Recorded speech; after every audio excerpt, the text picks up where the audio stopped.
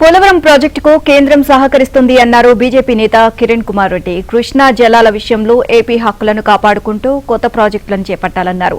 ఏపీలో ఐటీతో పాటు aqua oil form రంగాల్లో అభివృద్ధిపై సీఎం చంద్రబాబు దృష్టి పెట్టాలి అన్నారు కిరణ్ కుమార్ రెడ్డి. త్వరగా పూర్తి చేయాలి ఈ ప్రభుత్వం. కేంద్ర ప్రభుత్వం ఆధీనంలో జరుగుతున్న పోలవరం ప్రాజెక్ట్ ని ఇప్పటికే చాలా ఆలస్యమైంది. దాన్ని యుద్ధ ప్రాతిపదిక పైన పూర్తి చేయాల్సిన అవసరం ఖచ్చితంగా ఉంది. రాయలసీమకు నీరు రావాలంటే పోలవరం పూర్తి అయితేనే నీరు రాగలుగుతుంది.